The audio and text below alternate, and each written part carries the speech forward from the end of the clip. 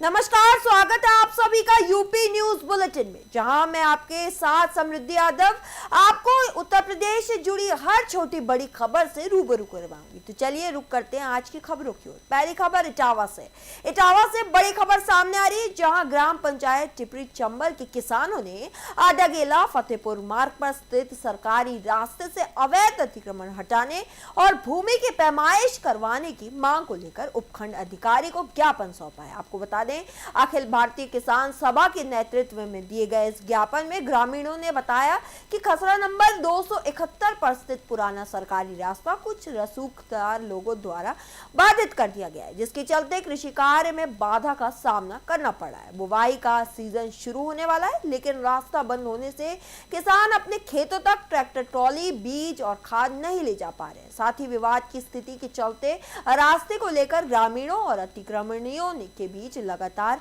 तनाव बना हुआ है। देखिए हमारे संवाददाता ब्रजराज मीणा की इस मामले में खास रिपोर्ट।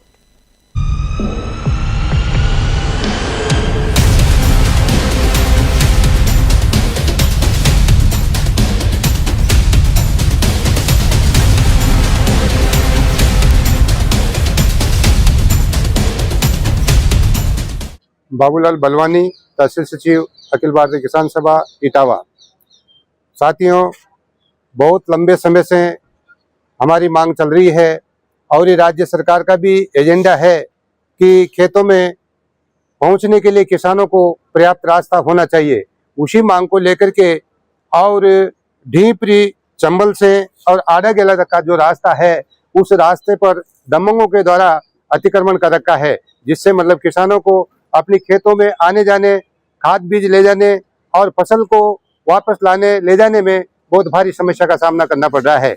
इसलिए हमने इस संबंध में ज्ञापन 8/5/2024 को भी श्रीमान को अवगत कराया था, लेकिन श्रीमान ने ध्यान नहीं दिया और ध्यान दिया होगा तो उसके ऊपर किसी प्रकार की कोई कार्रवाई नहीं हुई है। तो हम बाध्य होकर के, मजबूर होकर के हम पुनः एसडीएम साहब को अवगत कराना चाहते हैं, ध्यान आकर्षित करना चाहते हैं कि जो किसानों की समस्याएं हैं, डीपली चंबल से और आडागेला तक का जो रास्ता अवरुद्ध हो रहा है, जिसके ऊपर अतिक्रमण कर रखा है, उस अतिक्रमण को हटाने के लिए हम गुजारिश करते हैं कि मतलब उनका रास्ते का अतिक्रमण हटाया जाए। अतिक्रमण हटा करके और किसानों को रास्ते की से संबंधित जो समस्या है उसे रास्ता प्रदान करने के लिए जालौन से बड़ी खबर सामने आई, जहां कोच कोतवाली पुलिस ने ट्रैक्टर ट्रॉली चोरी करने वाले 2 चोरों को गिरफ्तार कर लिया। वहीं पुलिस ने इनके कस्बे से चोरी की गई ट्रैक्टर ट्रॉली भी बरामद कर ली। गिरफ्तारी के दौरान इनका एक साथी मौके से फरार हो गया। वहीं पुलिस ने दोनों आरोपियों के खिलाफ मामला दर्ज कर जेल में भेज दिया। फिलहाल फरार आरोपी की गिरफ्तारी के लिए पुलिस की दबिश लगातार जारी है।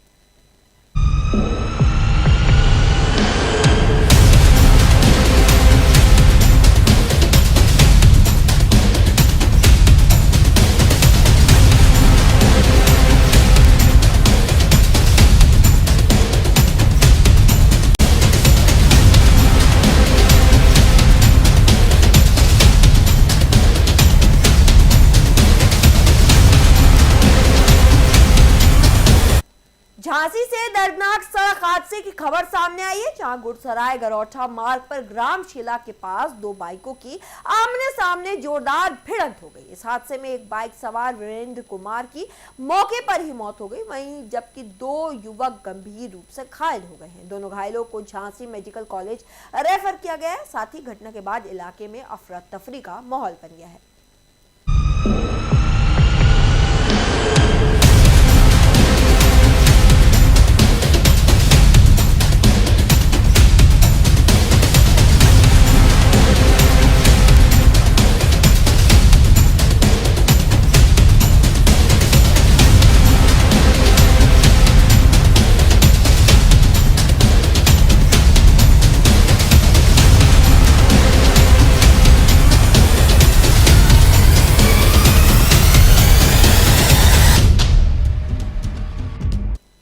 झांसी के मोट क्षेत्र से बड़ी खबर सामने आ रही है, जहां खिरिया घाट और तालोड़ में अवैध बालू खनन की शिकायत पर प्रशासन ने सख्त कदम उठाया। वहीं एसडीएम अवनीश कुमार तिवारी मौके पर पहुंचे और अवैध खनन में इस्तेमाल हो रहे रास्ते जेसीबी में खुदाई रोकवा दी गई है। वहीं प्रशासन ने साफ कहा कि क्षेत्र में अवैध खनन किसी भी हाल में बर्दाश्त नहीं किया जाएगा। देखिए इसमें हमारे संवाददाता आयुष त्रिपाठी की ये खास रिपोर्ट।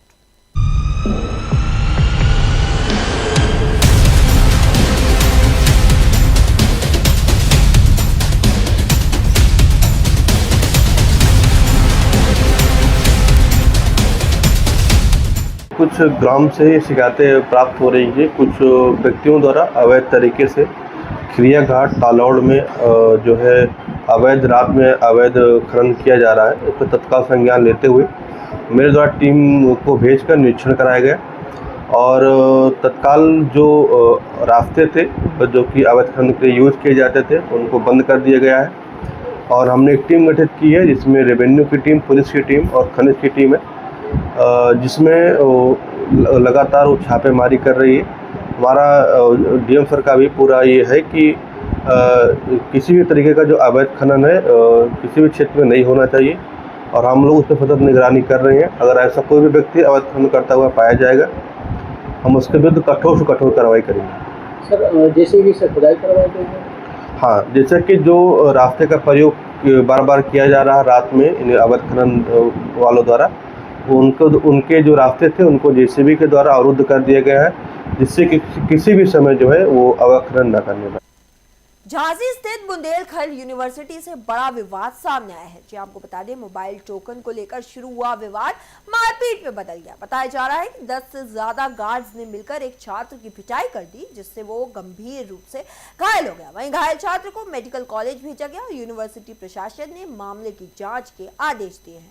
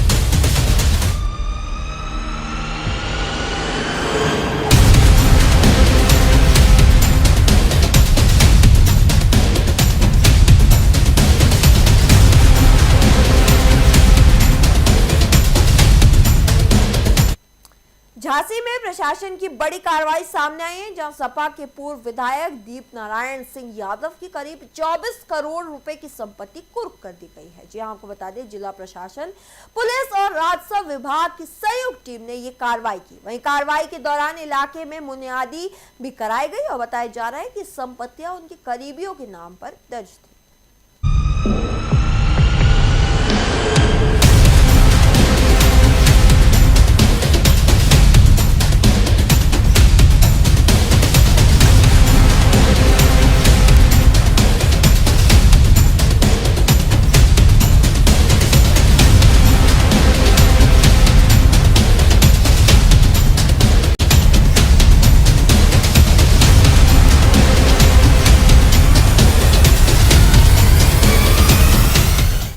माननीय न्यायालय जिलाधिकारी महोदय जनपद झांसी के यहाँ प्रचलित वाद संख्या 1651/26 के क्रम में जो माननीय न्यायालय का आदेश प्राप्त हुआ है, आज उसके क्रम में अभियुक्त दीप नारायण उर्फ दीपक द्वारा अवैध रूप से तथा समाज विरोधी गतिविधियों में संलिप्त रहते हुए जो संपत्ति अर्जित की गई थी, उसकी 14(1) गैंगस्टर एक्ट के तहत जब्तीकरण की कार्रवाई आज की जा रही है।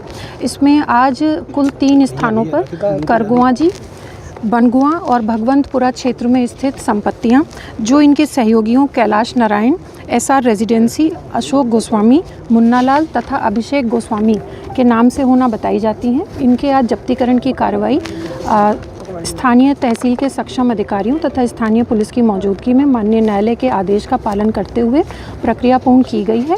इसी प्रकरण में पूर्व में 2023 से लेकर अब तक लगभग 596 करोड़ की कुल संपत्ति का कुर्की की कार्रवाई अभी तक की जा चुकी है। अभी आज की संपत्ति की आज जो संपत्ति जब्तीकरण की कार्रवाई हुई है, इसकी जो बाजारू कीमत है, इसका आकलन लगभग 24 करोड़ 28 लाख 37,200 रुपए का आकलन किया। झांसी के गुरसराय सामुदायिक स्वास्थ्य केंद्र में बिजली गुल होने से मरीजों को भारी परेशानी का सामना करना पड़ा। जी आपको बता दें, बिजली सप्लाई बाधित होने से एक्सरे वाले सेवा पूरी तरीके से ठप हो गई। वहीं दूर दराज से आए मरीज घंटों इंतजार करते रहे, लेकिन जांच नहीं हो सकी। मरीजों ने आरोप लगाया कि जनरेटर होने के बावजूद उसे चालू नहीं किया गया, जिससे लोगों को परेशानी झेलनी पड़ रही है।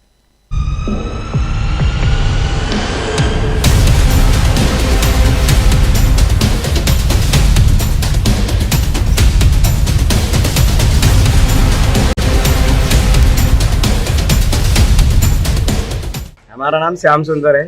क्या समस्या आपकी? ये अस्पताल में जब भी कोई मरीज आता है, अगर यहाँ लाइट ना हो तो जनरेटर का अभाव, हमेशा जनरेटर खराब ही पाया जाता है।